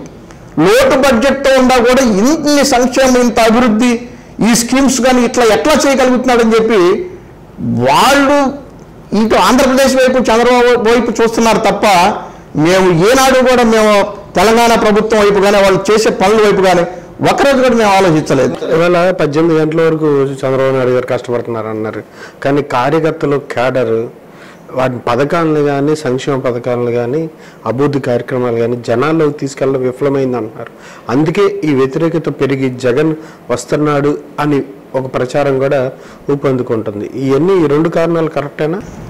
చంద్రబాబు నాయుడు గారు కష్టపడినంతగా క్యాడర్ ప్రజల్లోకి తీసుకెళ్ళలేదనేది వట్టి మాట. అది ఎందుకంటే చంద్రబాబు నాయుడు గారు క్యాడరు వేరు కాదు. చంద్రబాబు నాయుడు గారే క్యాడరు, క్యాడరే చంద్రబాబు నాయుడు గారు. ఈ రెండు ఎప్పుడు కూడా ఒకటిగానే పనిచేస్తూ ఉంటాయి. చంద్రబాబు నాయుడు గారు ఏదైతే పిలిపించారో ఈరోజు మీరు గమనించండి. నువ్వు ఎక్కడైనా సరే సిటీల్లో డివిజన్ కమిటీలు ఉంటాయి, విలేజ్ల్లో గ్రామ కమిటీలు ఉంటాయి. వీళ్ళందరూ కూడా ప్రభుత్వ అధికారులు, పార్టీ కేడరు 2 కూడా ప్రజలకి కలిసి పనిచేస్తూ ఉన్నాయి. ఈ రోజున కలిసి పనిచేస్తూ ఉన్నాయి.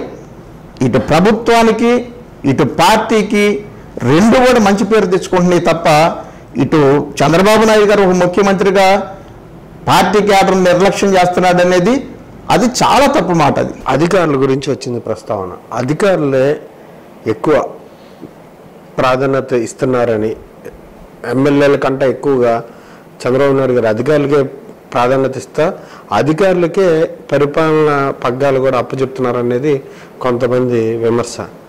మీ వరకు ఎట్లా ఉంది? మీరు కూడా అధికారులతో పనులు చేయించుకోవాల్సిన పరిస్థితి, ఒక నాయకుడిగా మీ పని కోసం ఎవరైనా కార్యకర్త వస్తే మీరే సొంతంగా చేయగలిగే స్థితిలో ఉన్నారా లేదా? ఇప్పుడు నేను ఇందాక కూడా నేను అదే చెప్పాను. నేను పార్టీ అధికారులు వేరు కాదనేది కూడా, ఎందుకంటే అధికారులు లేకుండా ఇవాళ ప్రభుత్వం ముందుకు నడపటం అనేది సాధ్యమయ్యే పని కాదు. ఎందుకంటే మీరు ఇందాక ఒక మాట అన్నారు, చంద్రబాబు నాయుడు గారు 18 గంటలు కష్టపడతా ఉన్నాడు, 18 గంటలు ఆయన కష్టపడుతున్నాడు, కానీ క్యాడర్ కూడా పనిచేయట్లేదు, ఆ రకంగా పనిచేయట్లేదు అనేది కూడా అన్నారు.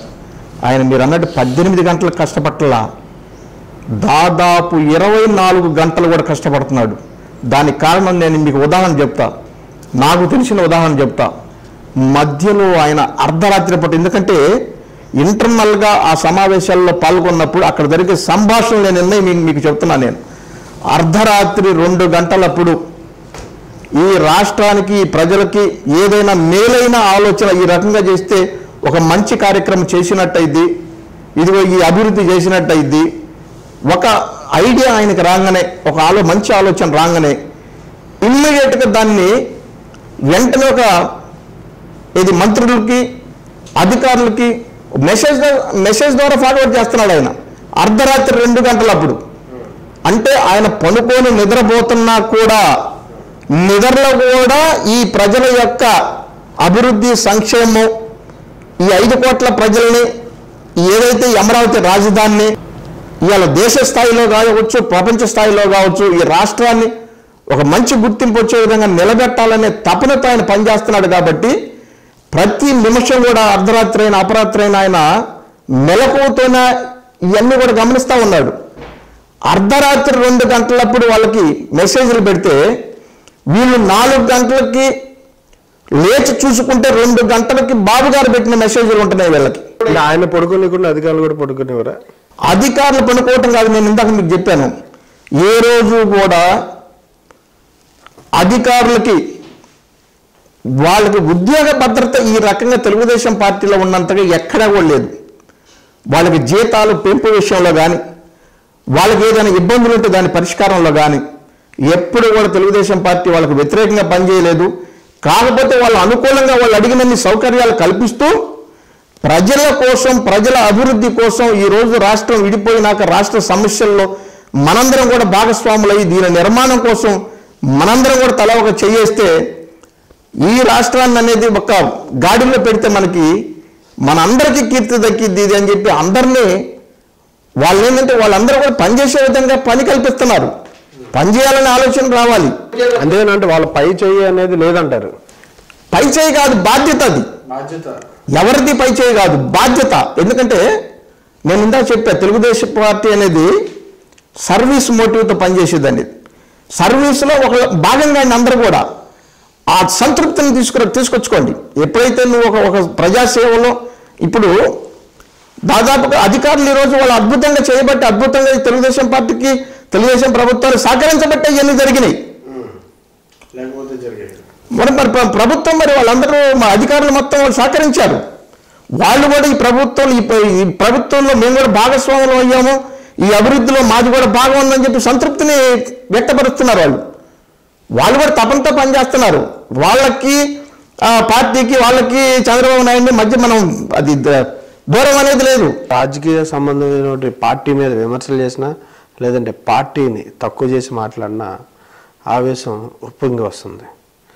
అంటే మీరు మీ వ్యక్తిత్వం కానీ, లేదా మీ ఆలోచన ధోరణి కానీ ఎట్లాగే ఉంటుందా, లేదంటే పార్టీ మీద ఆరోపణలు కానీ, పార్టీ మీద దోషణలు చేస్తేనే ఈ ఆవేశం పెరిగిద్దా? నాకు నిజాయితీ అంటే ఇష్టం, కమిట్మెంట్ ఇష్టపడతా. శ్రమని ఆయుధం అయితే విజయం నీ బానిస అవుతుందనే సూత్రానికి ఇష్టపడతా.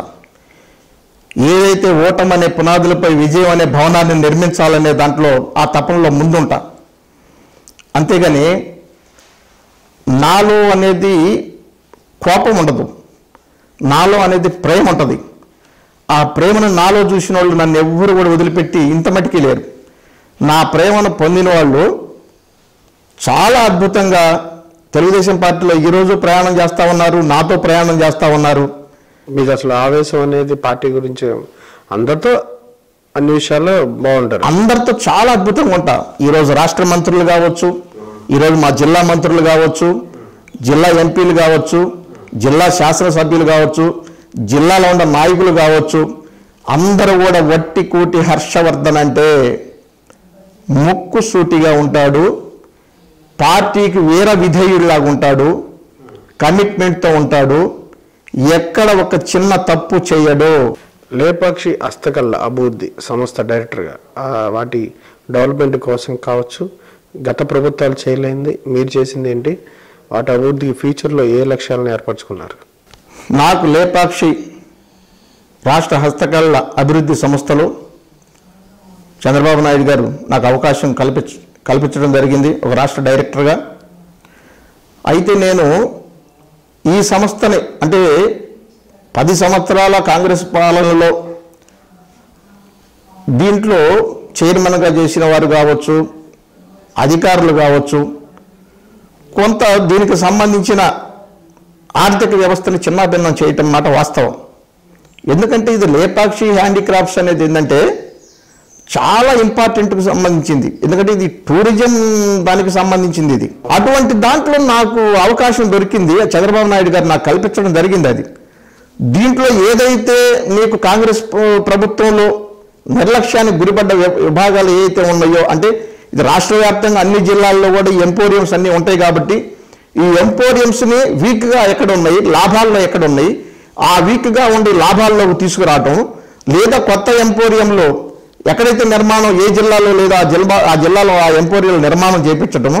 ఇప్పుడు అంతకుముందు హైదరాబాద్లో పెద్దది లేపాక్షి ఎన్టీఆర్ హస్తకళా భవన్ ఉండేది. అది హైదరాబాద్కి వెళ్ళటం, కొత్తగా మన హైదరాబాద్లో ఈరోజు ఏర్పాటు చేసుకోవటం, అట్లాగే మన ఢిల్లీ కానీ కలకత్తా కానీ వాటిల్లో కొన్ని లాభాలు ఇంకా పెంచడానికి వాటిల్లో కూడా మేము చాలా ప్రయత్నాలు చేయటం. ఈరోజు లేపాక్షి హ్యాండీక్రాఫ్ట్స్ అనేది లాభాల బాటలో నడుస్తూ ఉంది.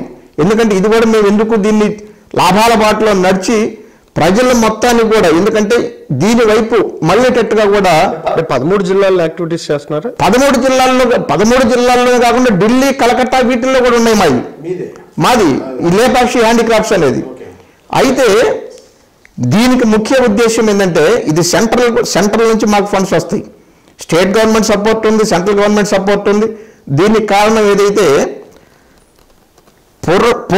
పురాతన కాల సాంప్రదాయ కళలు అంతరించిపోకుండా భావి తరాలకి అందించాలి, ఇదిగో మన కళలు ఇట్లా ఉంటాయి అని వీటిని ఎప్పుడూ కూడా కళాకారులను ప్రోత్సహిస్తా ఈ కళల్ని ఎప్పటికప్పుడు ఈ మొత్తం కూడా అభివృద్ధి చెందేటట్టు చేస్తా మన సాంప్రదాయాలను భావితరాలకు అందిస్తా. ఇవి ఎవరిని పక్కనైతే మీకు సాహిత్యం పట్ల అభిరుచి ఉన్నట్లు, అట్లాగే కొన్ని కవితలు వాటితో పాటు పాటలు కూడా రాసిన నేపథ్యం ఉన్నట్లుగా చెప్తారు. వాస్తవం. సమైకాంధ్ర ఉద్యమం సమయంలో కూడా మీరు లేవనెత్తినట్టు సాహిత్యం కావచ్చు, ఆ పాట కావచ్చు, బాగా ప్రాచుర్యం పొందింది. వాటిలో ఎలా ప్రవేశం అసలు, దానికి ఎట్లా మీకు ఆసక్తి కలిగింది వాటిపై? అంటే దీనికి ముందు కూడా నేను ఇందాక చెప్దాం మర్చిపోయాను. నేను ఇది తెలుగుదేశం పార్టీలో నేను ప్రతిపక్షంలో ఉన్నప్పుడు నేను పనిచేసిన పాత్ర ఇది. అది పెద్ద గ్రంథంలో ఉంది. ఇది ఒక భగవద్గీత గ్రంథం లాంటిది. తెలుగుదేశం పార్టీలో ఒక కార్యకర్తకి, అంటే ఒక నాయకుడు పిలుపునిస్తే ఆ కార్యకర్త ఏ విధంగా పనిచేస్తాడంటానికి తార్కాణము ఒక తెలుగుదేశం పార్టీ కార్యకర్త గ్రంథం ఇది. అంటే నేను పనిచేసిన కార్యక్రమాల పుస్తకం ఇది. అంటే తెలుగుదేశం పార్టీ కార్యకర్తకి ఒక భగవద్గీత గ్రంథం లాంటిది. అది ఆశయాలు ఆలోచనలు అన్నీ కూడా విలువలతో సంస్కారంతో కూడిన విధంగా ఉంటాయి. అవన్నీ కూడా ఇంత కూర్పు చేయడానికి మీ జీవితకాలం లేదా కొంత సమయమే ఇది ఈ పుస్తకంలో ఉంది. నేను మీకు చెప్పాను, నాకు కుటుంబం పార్టీ తప్ప నాకు రెండోది నాకు అవసరం లేదు. నా కుటుంబాన్ని బాగుగా చూసుకోవటం, తర్వాత నా పార్టీని బాగుగా చూసుకోవటం అనేది, ఈ రెండు బాగుంటే నేను సంతృప్తిగా ఉంటాను, ప్రజలు సంతృప్తిగా ఉంటారనేది నా నమ్మకం. నా కుటుంబాన్ని నేను చూసుకుంటా, పార్టీని బాగా చూసుకుంటే ప్రజలు మంచి పరిపాలన వచ్చింది. ఇది ఇందాక మీరు అడిగారు, సాహిత్యం మీద మీకు పట్టుందనుకుంటాను. మీరు సమైక్య ఉద్యమం అప్పుడు ఏదో రచనలు చేసినట్టున్నారని చెప్పి మీరు అడగటం జరిగింది నన్ను. వాస్తవం అది. మా నాన్నగారు శ్రీ వట్టికోటి గోపాలరావు గారు వీడియోగా పనిచేసేవారు. మొదట ఆయన VLWగా పనిచేసేవాళ్ళు. ఆయనకి జంజాల పాపయ్య శాస్త్రి గారు కావచ్చు, విశ్వనాథ సత్యనారాయణ గారు కావచ్చు, ఎక్రియాల కృష్ణమాచార్య కావచ్చు, వీళ్ళందరూ కూడా మా నాన్నగారి గురువులు. మా నాన్నగారు హిందూ కాలేజీలో చదువుకోవటం జరిగింది. వాళ్ళతో ప్రయాణంతో ఈయన కూడా సాహిత్యం మీద మక్కువతో ఈయన కూడా దాదాపు 16 బుక్స్ ఈయన కూడా రచించడం జరిగింది. అదేవిధంగా ఈ సాహిత్యం కూడా నాకు ఎప్పుడైనా మానసికంగా ఏదైనా సంతృప్తిగా ఉన్నా, లేకపోతే ఏదన్నా కొద్దిగా ఇబ్బంది పడే వాతావరణం ఉన్నా కూడా నేను ఏదో ఒక సాహిత్యంలో ఏదో ఒక పోయిట్ రాయాలని ఆలోచన ఉండేది నాకు. దాంట్లో భాగంగానే సమైక్య ఉద్యమం జరిగినప్పుడు ప్రతిరోజు నేను రోడ్ల మీద కూర్చునేవాడిని, నిరాహార దీక్షల్లో కూర్చునేవాడిని. దాంట్లో భాగంగానే సమైక్య ఉద్యమం మీద ఒక పాట రాయటం జరిగింది. నేను పాట రాసి దాన్ని నేను వీడియో చేపించి దాన్ని నేను దాదాపుగా ఈ గుంటూరు జిల్లా మొత్తం కూడా మరి ఆ జిల్లాలో ఉన్న ఆ సిటీ ఛానల్ ద్వారా జిల్లా మొత్తం దాదాపు 2 నెలల కాలం కూడా నా యాడ్ అనేది వీడియోకి సంబంధించిన యాడ్ అనేది ప్రతిరోజు వార్తలకు ముందు 4 సార్లు 5 సార్లు ప్రసారం చేయబడేది. ఆ పాట ఒకసారి మా కోసం. తెలుగు తల్లి ఒకటిరా, తెలుగు జాతి ఒకటిరా, తెలుగు నేలను చీల్చే దమ్ము ధైర్యం ఎవడికిరా, ఢిల్లీ పెద్దలు గద్దలు తెలుగు నేల గీత పెడితే ఇంటికొకరు సింహమై గర్జన వినిపించరా, భద్రాద్రి రామన్న తిరుమల వేంకన్న మధ్య విభజన గోడేందిరా, ఆయుద్దరు ఒక్కటిరా, కృష్ణా గోదావరి తుంగభద్ర కావేరి నదుల మధ్య చిచ్చు పెడితే పారేది నీళ్లు కాదు కారే కన్నీళ్లురా, అన్న ఎన్టీఆర్కు తెలుగుదనపు వారసులం, తెలుగు భూమి విభజనంటే తాండ్రా పాపారాయుడి అల్లూరి బిడ్డలం, రాయలు ఏలిన గడ్డ రతనాల గడ్డరా, తెలుగు తల్లి ఒడిలో నా సేదదీరు బిడ్డలురా, తెలంగాణ సీమాంధ్ర మధ్యన సరిహద్దుల మా మధ్యన వేలు పెడితే లేచిన పులి బిడ్డలురా, అడుగు అడుగు వెనకకేసి తప్పును సరిదిద్దరా, తెలుగుదేశం ఒక్కటని ఎలుగెత్తి చాటరా అని చెప్పి రాయటం జరిగింది. నేను ఆ రోజు ఇంత మంచి సాంగ్ రచించి మీరే పాడారా పాడించి? నేను దీన్ని రచించడం జరిగింది. పాడించడం అనేది నేను వేరే పాడుతా తీయగాలో పాడిన ఆ అబ్బాయిని పిలిపించి నేను పాడించడం జరిగిందని. అంటే ఇంకోటి ఏదో కూడా ఆస్థ సంబంధించి దిష్టి బొమ్మకు సంబంధించి కూడా ఎవరు దాని మీద రాశారని మీ సన్నిహితులు అసలు మా దగ్గర ప్రస్తావించారు. దాని గురించి ఒకసారి. నేను రోజు కూడా దరిదాపుగా ఇప్పుడు మాతో పాటు మా మన్న సుబ్బారావు గారు వాళ్ళు ఆ లీడర్షిప్లో మేము అందరం కూడా పనిచేయటం జరిగేది. ప్రతిరోజు దరిదాపుగా రోజు ఏదో కార్యక్రమం, అంటే కార్యక్రమం లేకుండా అసలు రోజు అనేది మాకే ఇష్టపడేవాళ్ళం కాదు. ఎందుకంటే అధికారం తీసుకురావాలి తెలుగుదేశం పార్టీ అనేది తపనతో ఉండేవాళ్ళం. దానికోసం రోజు మేము ఏదో ఒక దిష్టి బొమ్మలు మేము తగలబెట్టడం, ఆ తగలబెట్టే దాంట్లో నేను ముందుంటం కూడా జరుగుతూ ఉండేది. వాటిల్లో కూడా తెల్లవారి పొద్దున్నే మనం పేపరు ప్రెస్లో మనం చూస్తే ఏంటంటే ఒకరోజు నేను ఇట్లానే ప్రెస్ అట్లా పేపరు అట్లా ఓపెన్ చేయగానే దాంట్లో నేను దిష్టి బొమ్మ అనేది మంటల్లో ఉంటే నా కాలుతో తన్నుతా నేను ఆ ఫోటో రావటం జరిగింది. అది పేపర్లో రావటం జరిగింది.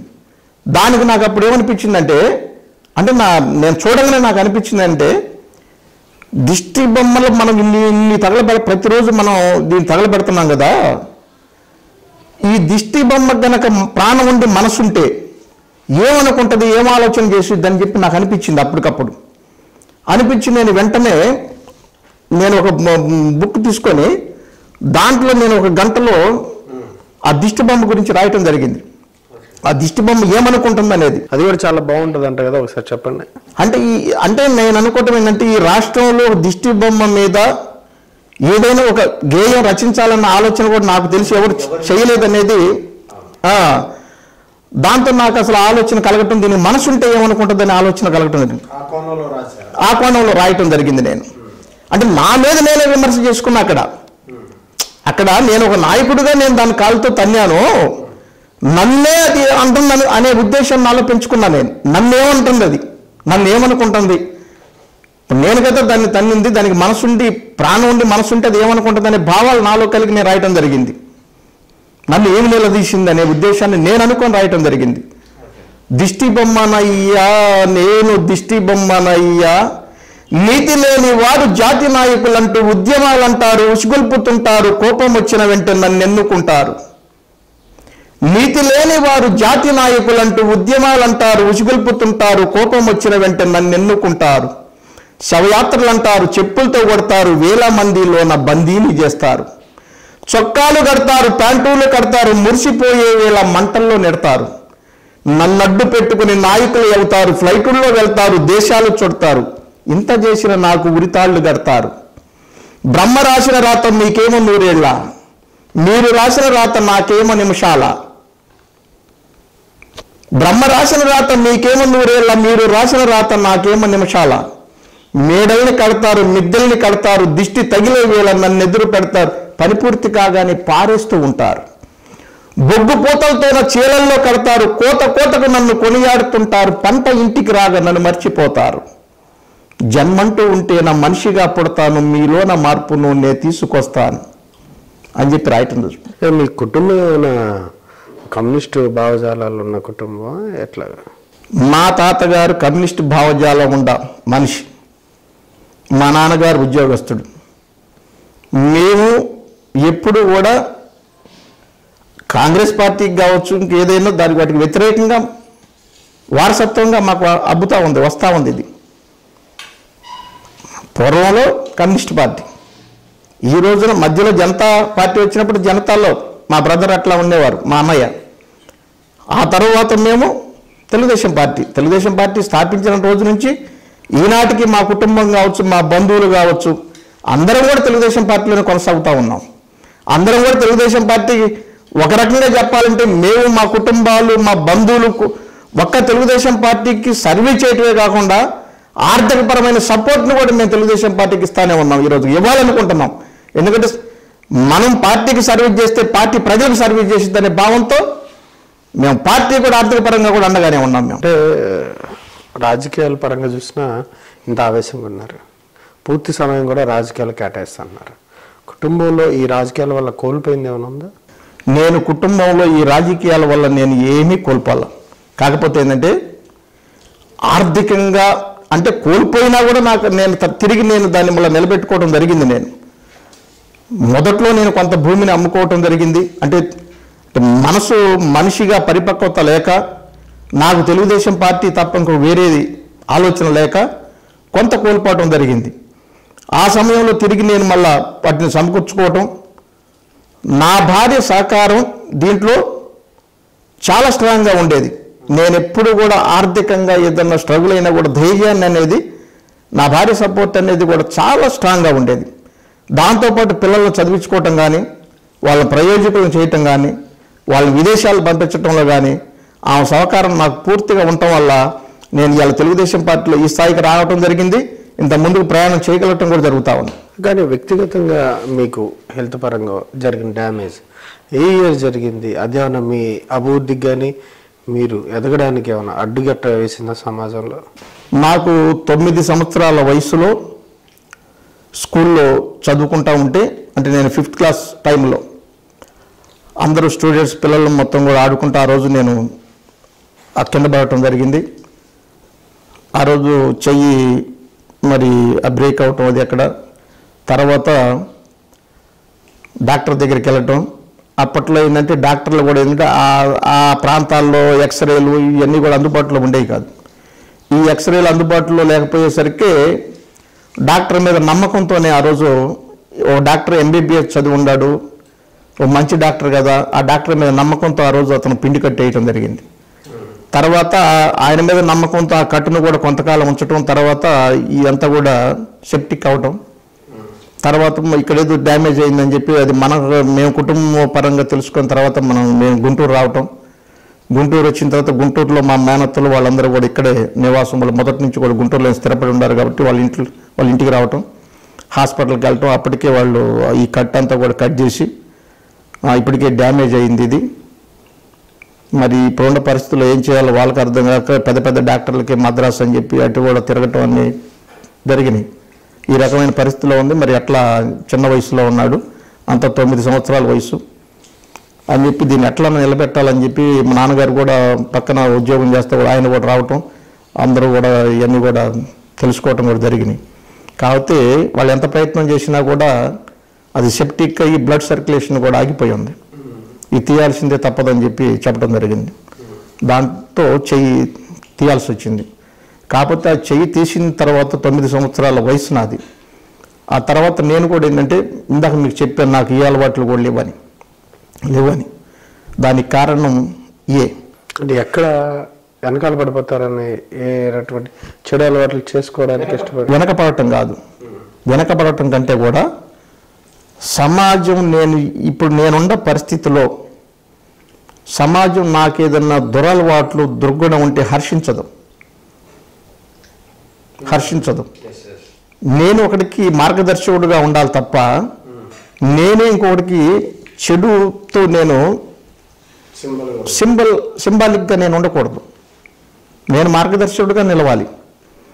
నేను ఈ స్థితిలో నుంచి ఎన్ని కష్టాలైనా ఎదుర్కొని, ఎందుకంటే నేను ఒక్క మాట చెప్తాను, నా చెయ్యి తీసివేసిన తర్వాత, దెబ్బతిన్న తర్వాత ఒక్కసారి కూడా నా చదువులో కావచ్చు, ఉద్యోగ విషయాలు నేను ఏదైనా ప్రయత్నం చేయటంలో కావచ్చు, రాజకీయానికి కావచ్చు, పదవికి కావచ్చు, ఏ రోజు కూడా నేను దీన్ని ఉపయోగపెట్టుకోలేదు. ఏ రోజు, ఎందుకంటే నాకు ఈ విషయం మీద పెద్ద పదవి ఇస్తామన్నారు, ఈ విషయం మీద పెద్ద పదవి ఇస్తామని చెప్పి రాష్ట్ర కార్యాలయం, రాష్ట్ర నాయకత్వం నన్ను అడగటం జరిగింది. నేను ఒక్కటే చెప్పాను, నా జీవితంలో ఈ సమస్యను అడ్డం పెట్టుకొని ఇంత మటుకి నేను ఎక్కడ కూడా నేను ఒక్క అవకాశాన్ని కూడా నేను పొందలేదు. నాకు అది ఇష్టం లేదు. జీవితంలో అందరికంటే ఇంకొద్దిగా ఎక్కువగా పోరాడి నేను గెలవాలనుకున్నాను. నేను గెలవాలనుకున్నా తప్ప దీన్ని అడ్డం పెట్టుకొని నేను లబ్ధి పొందాలనే ఆలోచన అసలు నాకు 9 సంవత్సరాల వయసు నుంచే నేను చేయలే. నేను మీకు ఎంతమంది పిల్లలు? నాకు 2 అబ్బాయిలు. పెద్ద అబ్బాయి విష్ణువర్ధన్ ఆస్ట్రేలియాలో జాబ్ చేస్తూ ఉన్నాడు. చిన్న అబ్బాయి అశోక్ వర్ధన్ అమెరికాలో ఎంఎస్ పూర్తి చేసి జాబ్ చేస్తూ ఉన్నాడు. వాళ్ళలో అశోక్ వర్ధన్ చంద్రబాబు నాయుడు గారిని కూడా దాదాపు 3 సార్లు ఆయన చంద్రబాబు నాయుడు గారిని కలవటం జరిగింది. ఏదో సందర్భంలో కలిసినప్పుడు మీ గురించి ఆయన అడగడం, ఆ విషయం చంద్రబాబు నాయుడు గారు ఇక్కడికి వచ్చిన తర్వాత మీకు చెప్పారని అంటారు. ఇది నిజమేనా? నిజం, అది నిజం. మా బాబులు ఇద్దరికి కూడా చంద్రబాబు నాయుడు గారు అంటే చాలా ఇష్టం. ఇద్దరికి కూడా తెలుగుదేశం పార్టీ అంటే ఇష్టం, చంద్రబాబు నాయుడు గారు అంటే ఇష్టం. ఎందుకంటే ఆయన స్ఫూర్తిగా నా కుటుంబం తీసుకుంది. ఆయన శ్రమ ఎట్లా ఉంటుందో, శ్రమ చేస్తే ఎట్లా మనం విజయాన్ని పొందవచ్చు, ఆస్వాదించవచ్చు అనేది అది మా కుటుంబం అనేది దాన్ని ఆస్వాదించాం మేము. ఆ పిల్లలు కూడా అదే తీసుకున్నారు, ఆయన ఆదర్శంగా తీసుకున్నాం మేము. దాంతో మా పిల్లలు ఆస్ట్రేలియా, అమెరికాలో ఉంటే బాబు గారు అమెరికా వెళ్ళటం జరిగింది. అమెరికా వెళ్ళినప్పుడు మా బాబు గారిని కలిసి, అశోక్ వర్ధన్ చిన్న బాబు కలిసి, పెద్ద బాబు కూడా విష్ణువర్ధన్ కూడా ఇక్కడ కలవటం జరిగింది. చిన్నబాబు అమెరికాలో కలిసినప్పుడు గుంటూరు హర్షవర్ధన్ గారు అబ్బాయిని అనే పదం వాడు మాట్లాడటం జరిగింది. నేను గుంటూరు హర్షవర్ధన్ గారు అబ్బాయిని బాబు గారు అని వాడు కలిసిన తర్వాత వాడితో 3 నుంచి 4 గంటలు వాడితో ప్రయాణం చేశాడు ఆయన. వాడిని వెంట పెట్టుకొని ఆయన మా అబ్బాయికి చెప్పింది ఏంటంటే, నాన్న నువ్వు బాగా చదువుకో అంటే, నేను చదువుకున్నానని చెప్పాడు. చదువు అయిపోయిన జాబ్ చేస్తున్నా బాబు గారు అన్నాడు. నువ్వు చేసే ఉద్యోగంలో బాగా రాణించాలి. దానికి కారణం ఏంటంటే, మీ నాన్నగారు నాకు 25 సంవత్సరాలుగా మీ నాన్నగారు నాకు తెలుసు. మీ నాన్నగారు తెలుగుదేశం పార్టీ కోసం చాలా కష్టపడి పనిచేస్తూ ఉంటారు.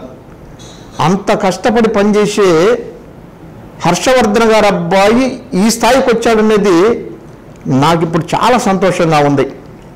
నువ్వు చాలా పైకి రావాలి నాన్న అని చెప్పి మా బాబుతో చెప్పడం జరిగింది. తర్వాత వాడితో మాట్లాడిన తర్వాత గుంటూరు రావడం జరిగింది. 20 రోజుల తర్వాత గుంటూరు, మన రాజధానికి వచ్చిన తర్వాత 20 రోజుల తర్వాత గుంటూరు ప్రోగ్రాంలో ఆయన గుంటూరు రావడం జరిగింది. ఆ రోజు నల్లపాడులో మనం కార్యక్రమంలో మేమందరం కూడా పాల్గొనడానికి వెళ్ళాం.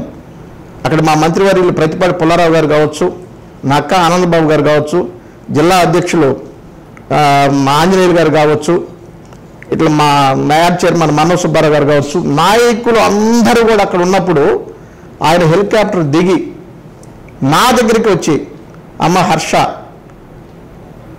మీ అబ్బాయి నాతో మాట్లాడాడు, చాలా చక్కగా మాట్లాడాడు, బాగా పైకి వస్తాడు మీ అబ్బాయి, చాలా పైకి వస్తాడమ్మా అని చెప్పి నా భుజం మీద చెయ్యేసి ఆయన చెప్పడం జరిగింది.